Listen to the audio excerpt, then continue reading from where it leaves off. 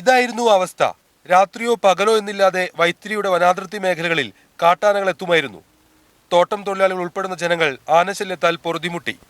ഇതോടെ പഞ്ചായത്തും നാട്ടുകാരും പ്രായോഗിക മാർഗങ്ങൾ തേടി. പ്രദേശത്തിന്റെ ഭൂഘടനയ്ക്കനുസരിച്ച് ഇലക്ട്രിക് ഫെൻസിംഗ് അനുയോജ്യമെന്ന നിഗമനത്തിലെത്തി. ആവശ്യമായ പണം കണ്ടെത്തലായിരുന്നു രണ്ടാം ഘട്ടം.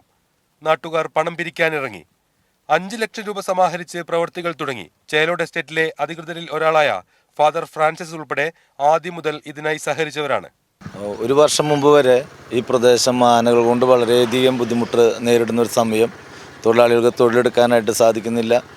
ഒപ്പം ഈ ജനവാസ മേഖലയിൽ ഉണ്ടാകുന്ന ഒരുപാട് പ്രശ്നങ്ങൾ അഭിമുഖീകരിച്ചപ്പോൾ ഇതിനെന്തെങ്കിലും ഒരു പ്രതിവിധി കാണണമെന്ന് ആഗ്രഹിച്ച സമയത്താണ് വൈത്തിരി പഞ്ചായത്തിൻ്റെ നേതൃത്വത്തിൽ പ്രസിഡന്റും മെമ്പർമാരെല്ലാം കൂടി ഒരു കൂട്ടായ ചർച്ചയിൽ എടുത്തൊരു തീരുമാനം, ഈ പ്രദേശത്ത് ഒരു ജനകീയ ഫെൻസിങ് ഗവൺമെൻറ്റിന് മാത്രം നേരിടാൻ പറ്റുന്ന ഒന്നല്ല ഈ വന്യമൃഗ ജീവികളുടെ ആക്രമണം എന്നുള്ളൊരു ബോധ്യമായപ്പോൾ ആ ഒരു നേതൃത്വം വൈത്തിരി മോഡൽ എന്ന രീതിയിലേക്ക് വന്നു. അതിൻ്റെ അടിസ്ഥാനത്തിൽ ഇതിട്ടതിന് ശേഷം നമുക്കൊരു വർഷമായിട്ട് തന്നെ ഈ വന്യമൃഗങ്ങളുടെ ശല്യം കുറേ കുറഞ്ഞു. ആനകളുടെ ഇതെല്ലാം മറ്റു ജീവികൾ വരുന്നുണ്ടെങ്കിലും ആനകളുടെ ശല്യം നമുക്ക് പൂർണ്ണമായിട്ട് ഒഴിവാക്കാനായിട്ട് സാധിച്ചു എന്നുള്ളതാണ്. ഇപ്പോഴിവിടം ശാന്തമാണ്. ഭയന്ന് സഞ്ചരിച്ച നാട്ടുകാർ സമാധാനത്തോടെ ജീവിക്കുന്നു.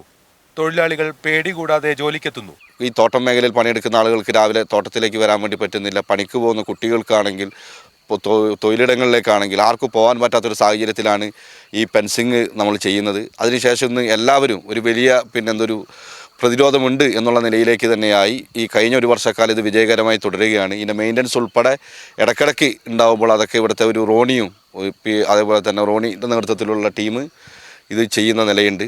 അങ്ങനെ ജനകീയമായിക്കൊണ്ട് തന്നെ ഇപ്പോൾ തൊഴിലുറപ്പ് പദ്ധതിയിലേക്ക് ഉൾപ്പെടുത്തിയിട്ടാണ് ഇതിൻ്റെ അടിക്കാർഡ് ഉൾപ്പെടെയൊക്കെ വെട്ടുന്നത്. അങ്ങനെ ജനകീയമായി ഇത് സംരക്ഷിച്ച് ഇത് മുന്നോട്ടേക്ക് പോവുകയാണ്. പരിചരണവും അറ്റകുറ്റപ്പണികളും അതാത് സമയങ്ങളിൽ പൂർത്തീകരിക്കുക എന്നതാണ് ഇത്തരം ശ്രമങ്ങളുടെ പ്രധാന വെല്ലുവിളി.